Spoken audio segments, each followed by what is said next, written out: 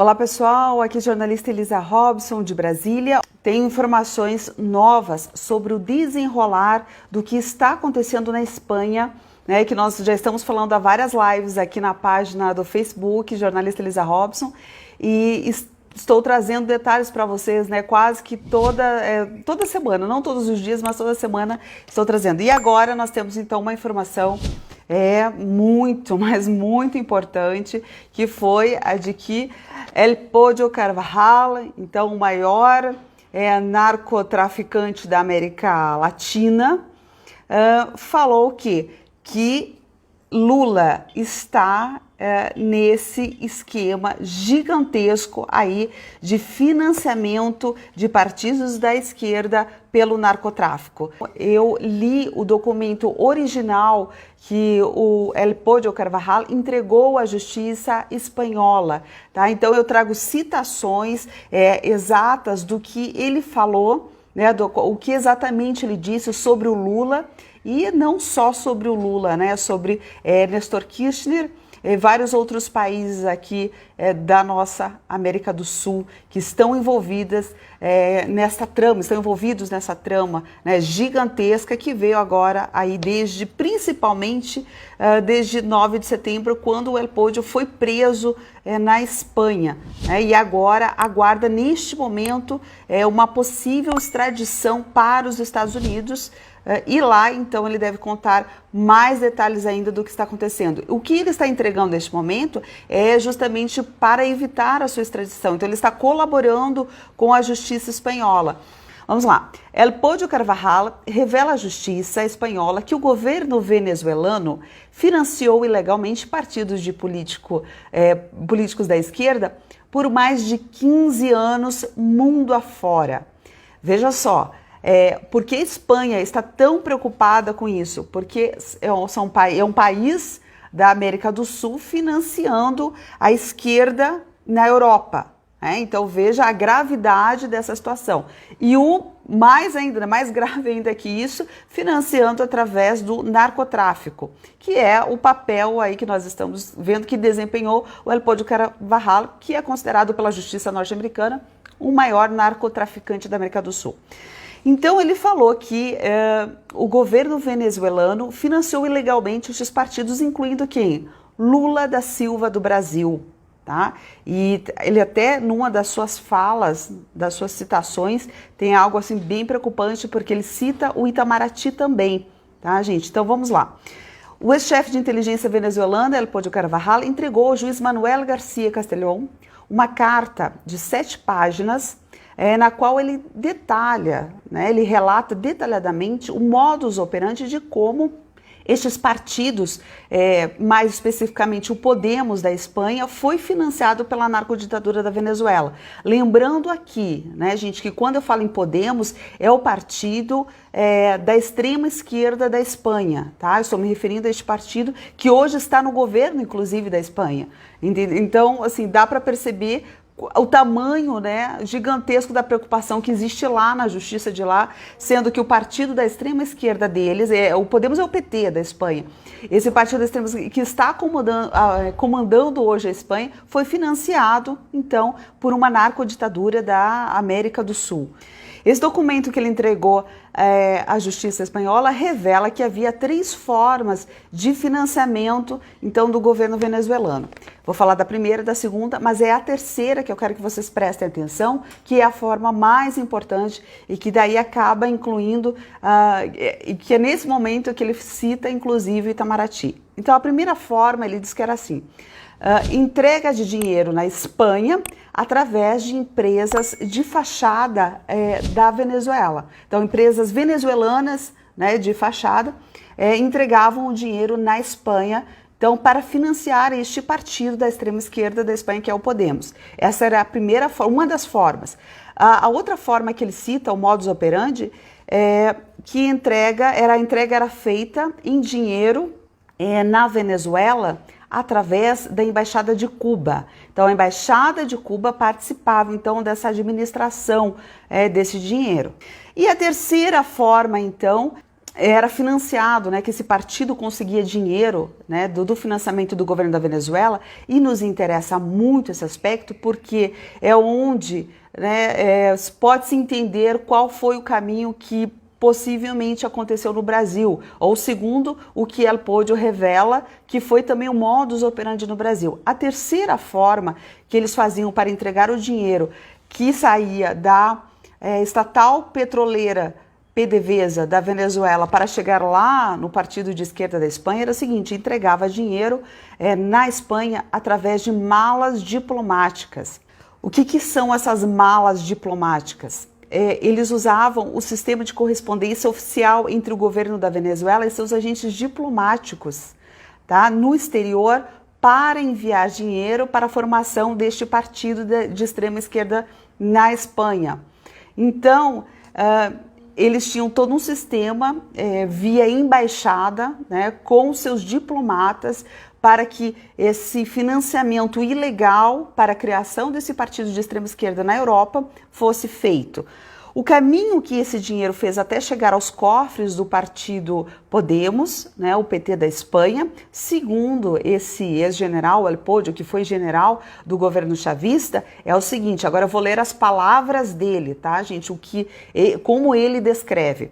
Ele falou o seguinte: o dinheiro foi transportado pelo informante mais importante que eu tinha nesses casos. O informante recolheu o dinheiro na Embaixada de Cuba na Venezuela e o levou ao Itamaraty, que aqui, quando ele fala Itamaraty, ele está se referindo ao consulado do Brasil em Caracas, onde Williams Amaro recebeu. Williams Amaro, quem é este homem, esta peça, também outra peça fundamental? É o braço direito de Nicolás Maduro, tá? Ele esteve com Nicolás Maduro desde quando o Maduro era sindicalista nos anos 90. Então ele é o braço direito.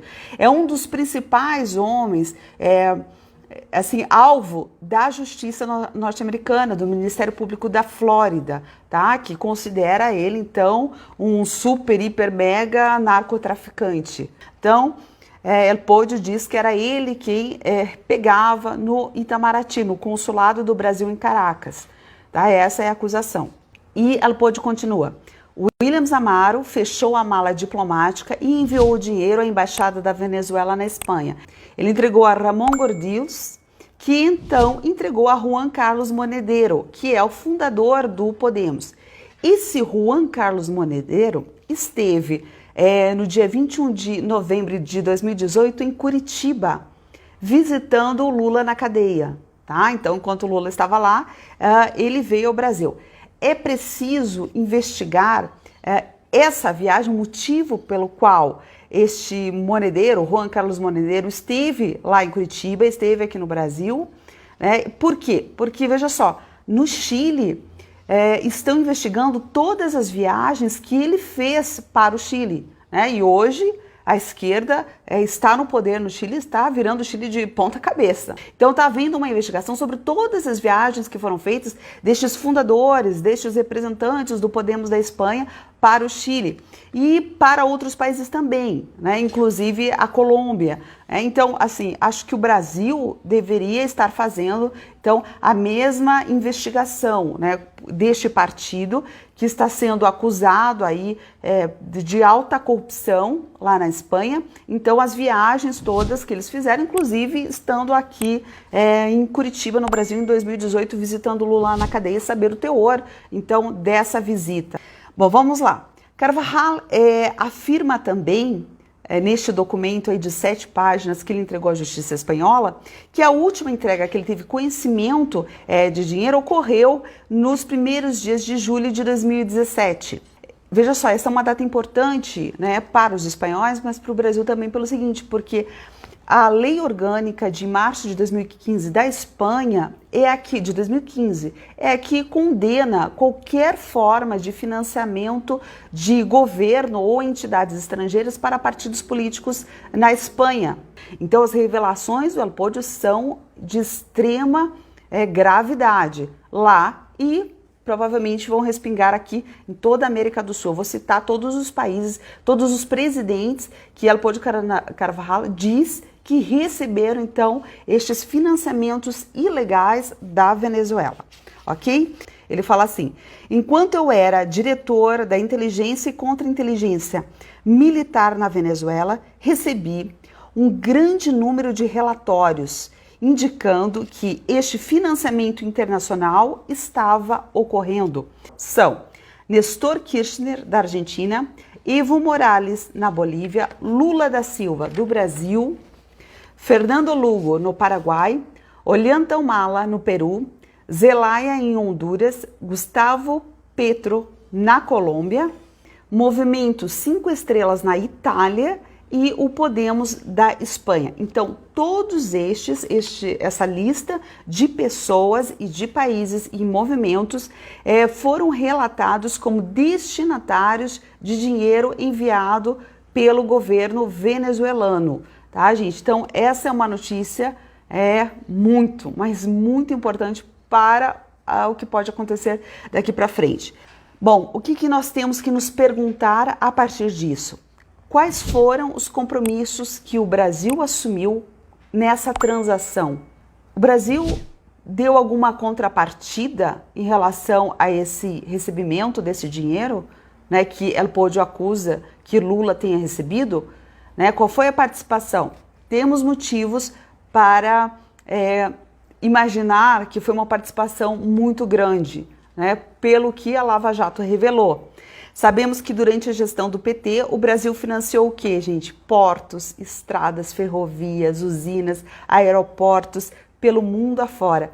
Como se o Brasil não tivesse problema de infraestrutura, né, gente? Então, o Brasil, na gestão do PT, financiou tudo isso aí nestes países, principalmente países que nós não tínhamos, inclusive, nenhuma grande expressão comercial juntos, e o Brasil fez tudo isso. Vou relembrar vocês sobre alguns desses investimentos que o BNDES considerou estarem aptos a receberem e que foram refinanciados com recursos brasileiros, então que podem ser uma fonte de preocupação, que talvez isso tenha sido usado como uma espécie de contrapartida, talvez uma transação como essa que o El Podio Carvajal está revelando.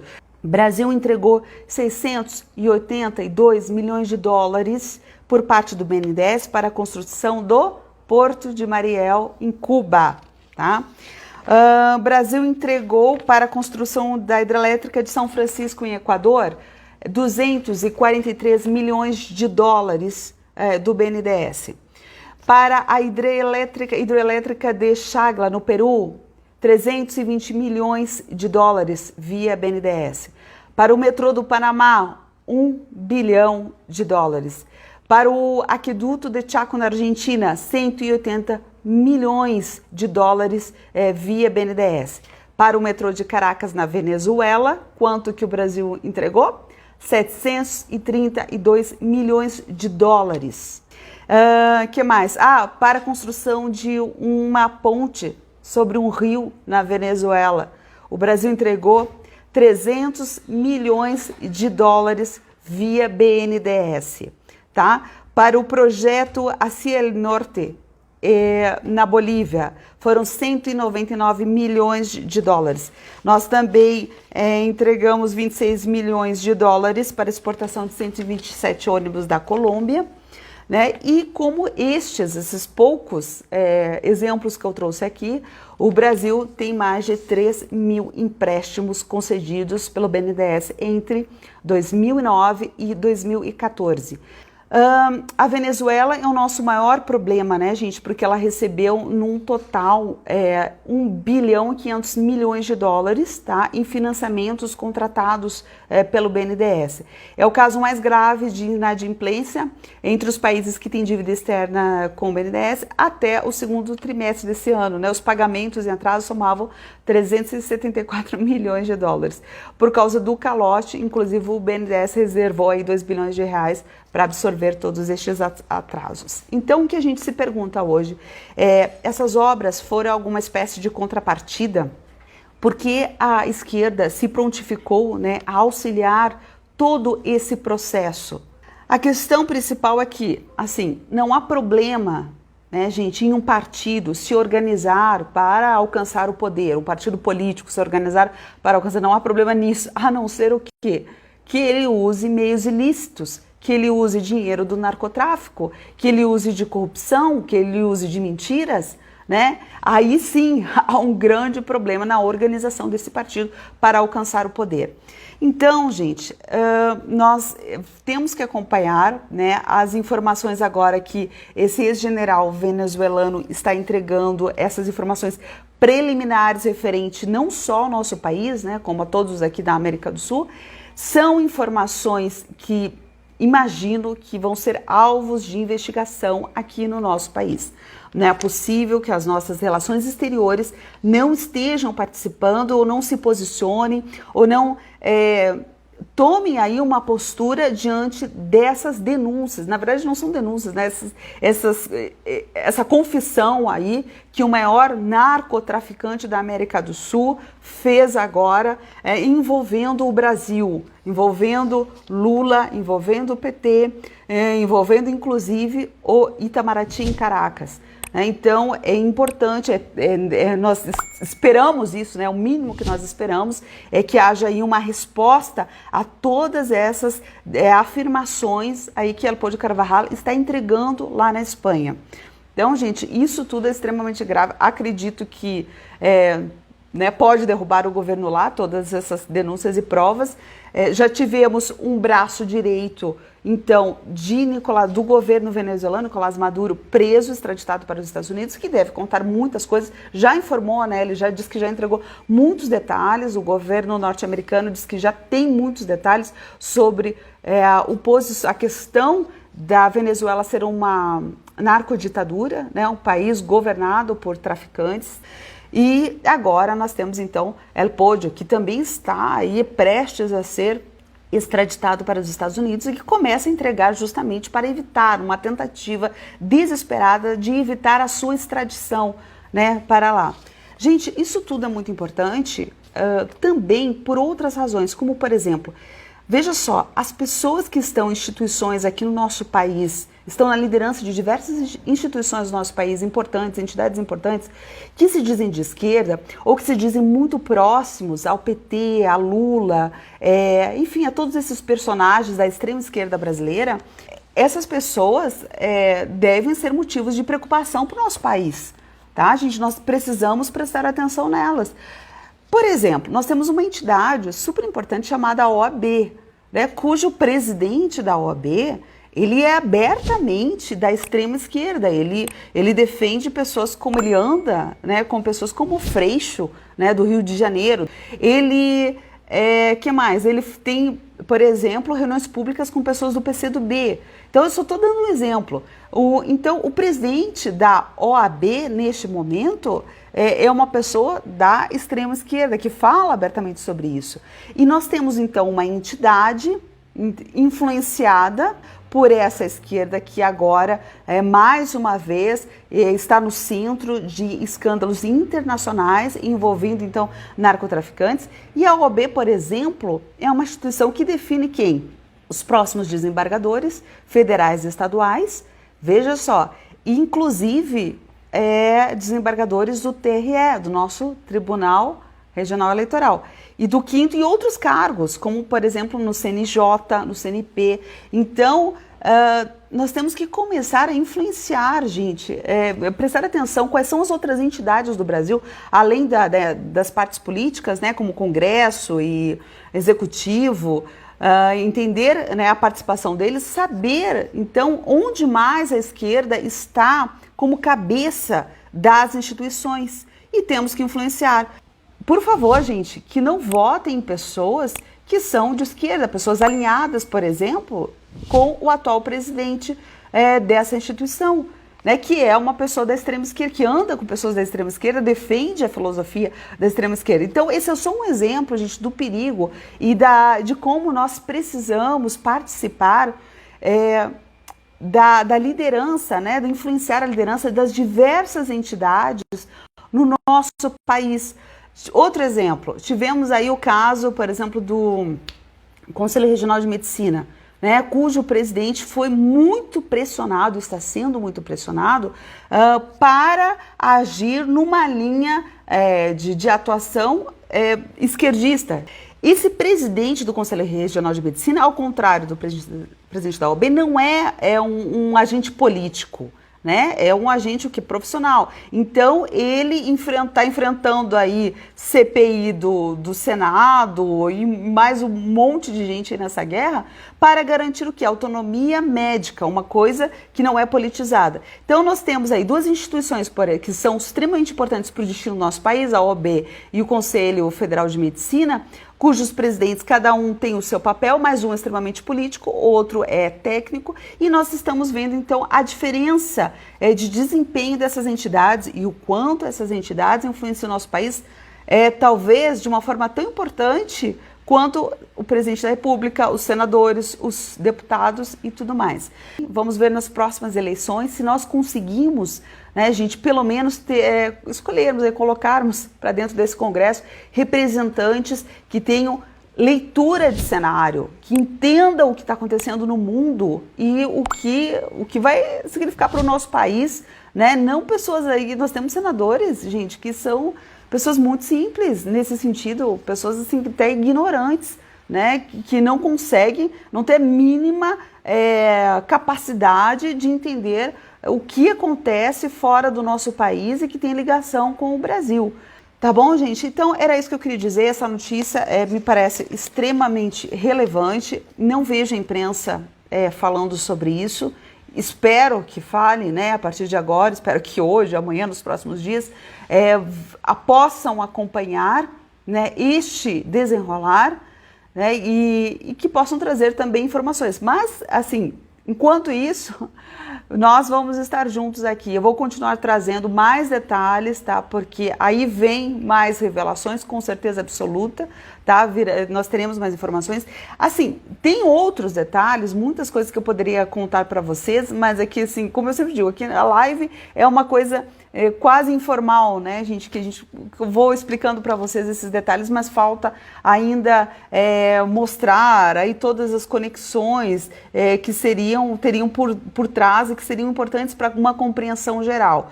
Muitas pessoas me pedem, então eu estou organizando, gente, um livro sobre essa trama gigantesca que envolve aí o nosso país, tá? Gente, em breve eu vou trazer para vocês e daí eu trago os detalhes, trago documentos, né, como essa carta, esse documento que ela entregou para a justiça espanhola, que mais? Os contratos que foram entregues também por estes narcotraficantes, que mostram então o financiamento aí da Venezuela para estes outros países, para os partidos políticos de outros países e como isso aí vai vir à tona em relação ao Brasil. Eu acredito que vai vir muita coisa à tona. Tá bom, gente? Então, fiquem com Deus e vamos continuar aí acompanhando as próximas notícias que estão começando a vir cada vez mais rápido à tona. Tá bom, gente? Um abraço.